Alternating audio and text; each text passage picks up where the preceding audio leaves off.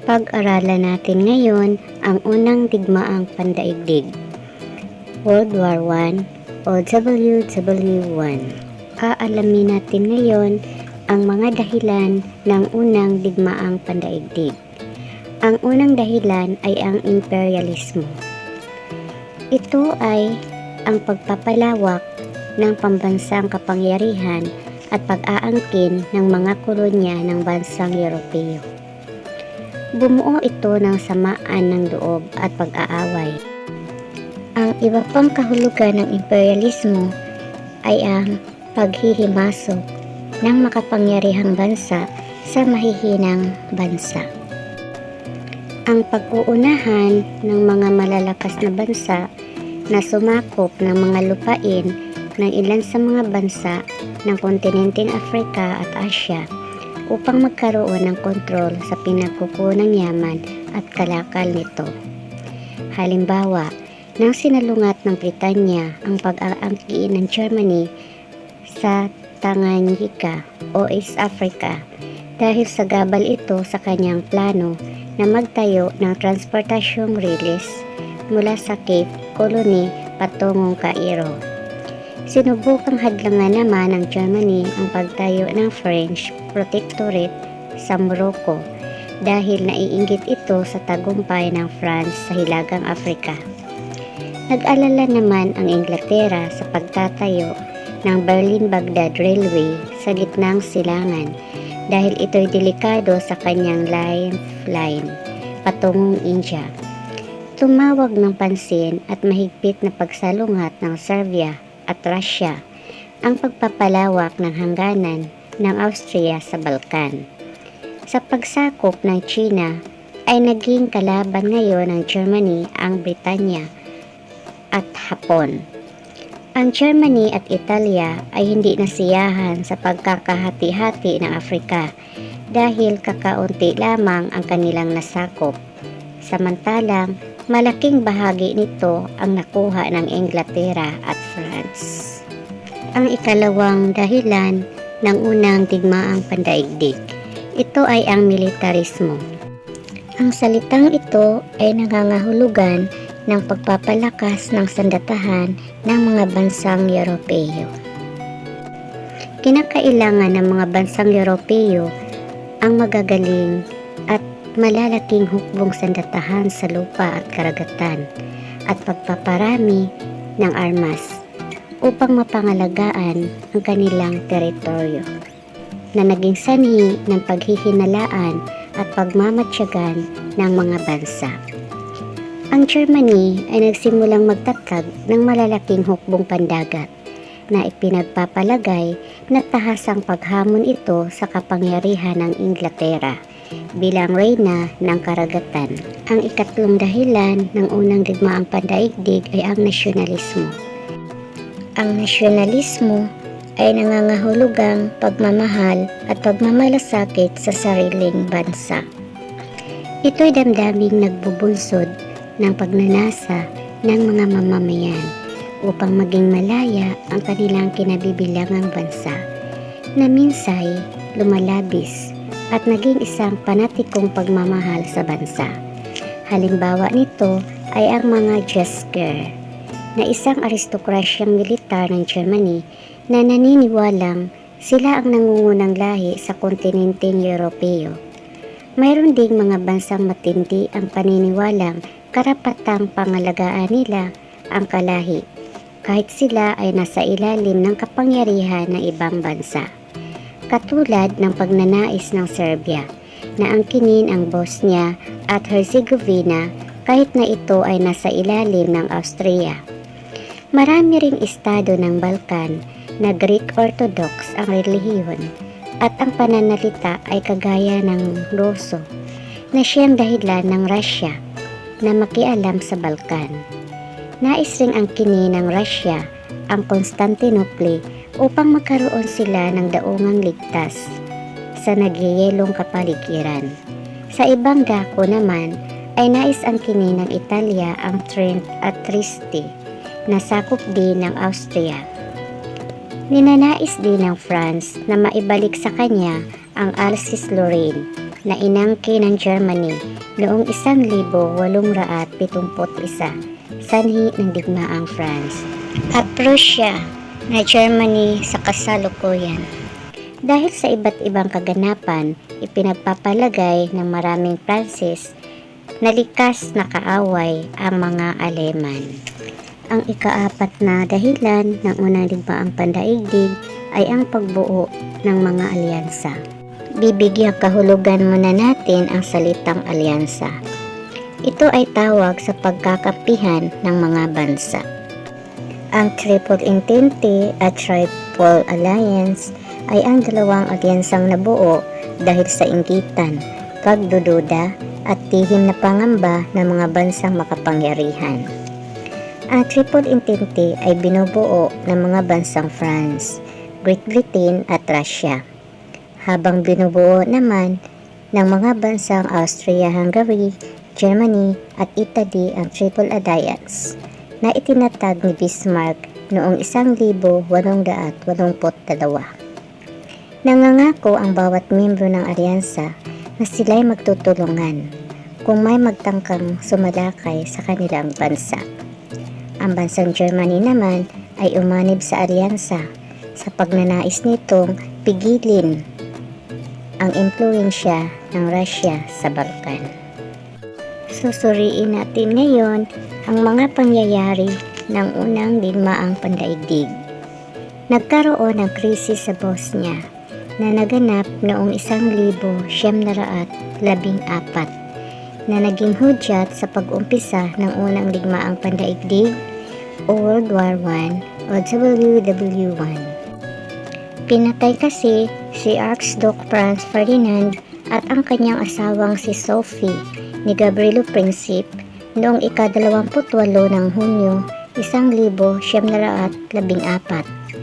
Naganap ang pangyayaring ito habang naglilibot sa Bosnia ang mag-asawa na noon ang bansang ito ay sakop pa ng Imperyong Austria-Hungary. Tuklasin natin ngayon ang ilang pangyayari ng unang digmaang pandaigdig. Ang una ay ang pagkakaroon ng labanan sa Balkan. Sumalakay ang Austria at ginapi ang Serbia pagkalipas ng ilang buwan. Noong Oktubre 1915, sumapi ang Bulgaria sa Central Powers upang makaganti ito sa kanyang pagkatalo. Karamihan sa mga estado ng Balkan ay napasailalim na ng Central Powers noong 1916.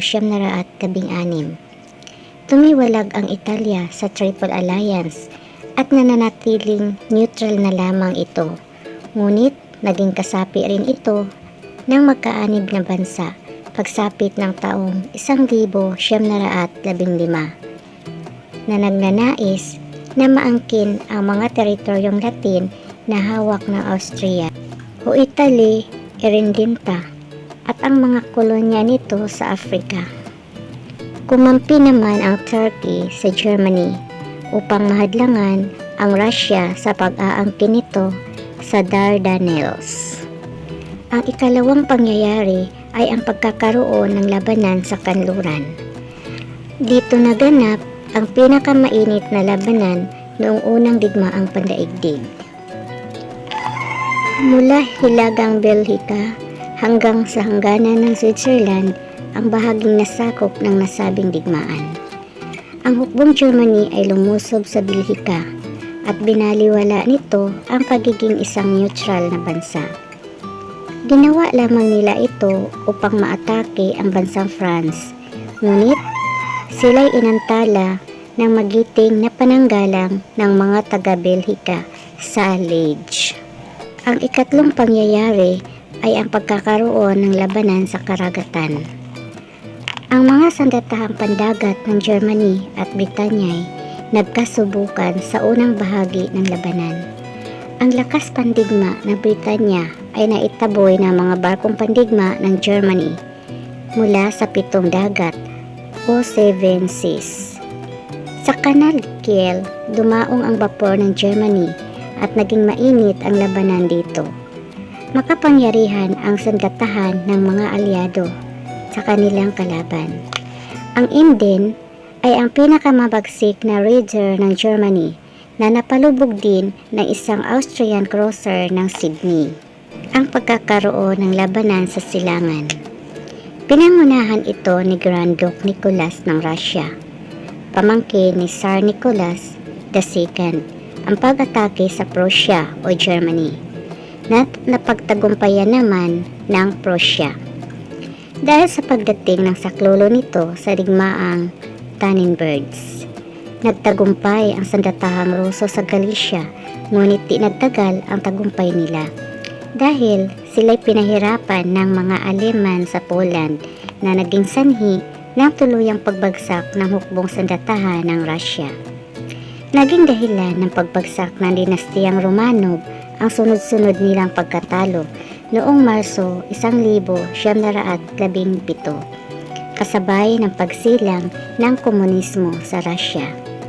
Nakipagkasundo si Lenin ng Russia sa ilalim ng pamahalaang Bolshevik ng Germany sa pamamagitan ng paglagda sa Treaty of Brest-Litovsk upang makaiwas na sila sa digmaan. Kinalimutan ng Russia ang kanyang mga aliado at sumapi na ito sa Central Powers. Ang pagtatapos ng unang digmaang pandaigdig. Sumuko ang Russia sa Germany noong 1918 ng Marso. Ipinadala ng Germany ang lahat ng lakas militar sa kanlurang bahagi nang umatras na ang Russia sa digmaan. Nagharap ang hukbong Germany at hukbong France sa pamumuno ni Marshal Ferdinand Foch. Ang hukbo ni Foch ay lumusob sa Germany na suportado naman ng bagong pangkat ng mga sundalong Amerikano. Ang mga kasapi ng Central Powers na Austria-Hungary, Bulgaria at Imperyong Ottoman ay dahan-dahang humina. Nag-aklas ang mga mamamayan ng bansang Germany laban sa kanilang pamahalaan. Noong ika-9 ng Nobyembre 1918 ay bumaba sa katungkulan si Wilhelm. Lumagda ang Allies at kinatawa ng Germany ng isang kasunduan pagkatapos ng ikalawang araw. Ang paglagda ng kasunduang Versailles ang tuluyang nagwakas ng unang digmaang pandaigdig. Aalamin natin ngayon ang mga epekto ng unang digmaang pandaigdig. Labis ang naibibigay na pinsala sa ari-arian at buhay ng mga tao ang unang digmaang pandaigdig. Ang namatay sa digmaan ay tinatayang umaabot ng 8 milyon at 500,000 katao. Nasa 22 milyon naman ang tinatayang nasugatan at 18 milyong sibilyan naman ang nasawi dahil sa gutom, paghihirap at sakit. Napakaraming ari-arian ang nasira at natigil ang kalakalan, pagsasaka at iba pang gawaing pangkabuhayan, at tinatayang umaabot rin sa 200 bilyong dolyar ang nagastos sa digmaan.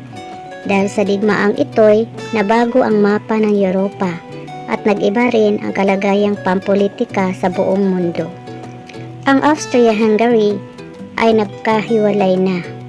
Naging bansang Austria at Hungary na ito. Ang mga bansang Albania, Czechoslovakia, Estonia, Finland, Latvia, Lithuania at Yugoslavia ay naging mga malalayang bansa na. 4 na imperyo ng Europa ang nagwakas. Ito ay ang Habsburgs ng Austria-Hungary, Hohenzollern ng Germany, Ottoman ng Turkey at Romanov ng Russia. Isa-isahin natin ngayon ang mga kasunduang pangkapayapaan. Ang mga nagwaging bansa ay nag-isip ng paraan upang maiwasan na ang labanan na pinaniniwala ang salot ng isang kapayapaan. Noong 1919 hanggang 1920 ay bumalangkas ng isang kasunduan sa Paris na pinangungunahan ng tinatawag na Big Four. Ang pagpupulong na ito ay dinaluhan ni na Pangulo Woodrow Wilson ng United States, Punong Ministro David Lloyd George ng Great Britain, Vittorio Emanuele Orlando ng Italy, at Punong Ministro Clemenceau ng France. Ibinatay nila sa 14 na puntos o 14 points ni Pangulong Wilson ang nilalaman ng mga kasunduan. Ang Liga ng mga Bansa o League of Nations. Tawag ito sa organisasyon ng mga bansa pagkatapos ng unang digmaang pandaigdig. Ito ang matagal nang pinangarap ni Pangulong Wilson, ang pagkakaroon ng isang pandaigdig na samahan ng mga bansa. Kaya'y sa wakas ay nagtagumpay siya sa panghihikayat ng mga pinuno sa mga alyadong bansa na itatag at sumapi sa Liga ng mga Bansa. Nakapaloob sa kasunduan sa Versailles ang konstitusyon nito na may iba't ibang layunin. Una, lumutas sa mga usapin at hindi pagkakaintindihan ng mga kasapi. Ikalawa, maiwasan ang digmaan. Pangatlo, mapalaganap ang mga kasunduang pangkapayapaan. Ikaapat, mapalaganap ang pandaigdigang pagtutulungan. Panglima, maprotektahan ang mga kasaping bansa sa pananalakay ng ibang bansa. Babanggitin natin ngayon ang ilan sa mga nagawa ng Liga ng mga Bansa. Ang una, naiwasan nito ang ilang maliliit na labanan sa pagitan ng Finland at Sweden noong 1920, Bulgaria at Greece noong 1925, at Colombia at Peru noong 1934. Pinamahalaan nito ang rehabilitasyong pansundalo pagkatapos ng labanan. Ikatlo, pinangasiwaan rin ang iba't ibang mandato. Aalamin natin ngayon ang mga lihim na kasunduan lingid sa kaalaman ni Pangulong Wilson. Ang ibang kasapi ng alyado ay bumuo ng lihim na kasunduan lingid sa kaalaman ng Britanya, France at iba pang mga bansa. At nagdesisyon silang hatiin ang teritoryo ng Central Power. Halimbawa, pinangakuan ang Italya ng teritoryong hindi naman sakop nito. Gayon din ang Turkey na maaaring paghahatian ng ibang maimpluwensyang bansa. Naisakatuparan ito nang mabuo ang kasunduan sa Versailles. Naisagawa ang mga sumusunod na pangyayari. Ang Alsace-Lorraine ay naibalik sa France at ang Saar Basin ay napasailalim sa pamamahala ng Liga ng mga Bansa sa loob ng 15 taon. Ikalawa, ang Hilagang Schleswig ay ibinigay na sa Denmark. Ikatlo, ang Germany ay pinangakong magbayad ng malaking halaga sa mga bansang napinsala nito bilang reparasyon. Layunin nitong gumawa ng kasunduan upang lubusang pilayin ang Germany na hindi na ito muling magtangkang gambalain ang kapayapaan ng daigdig.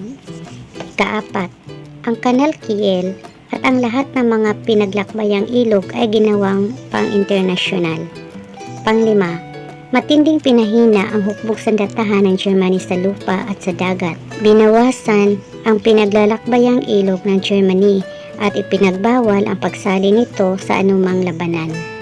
Ika-6, nawala ang lahat ng kolonya ng Germany at ibinigay ang kanlurang Prussia, Silesia at teritoryong Posen sa bagong Republika ng Poland at naging malayang lungsod ang Danzig sa pamamahala ng mga alyado bilang mandato.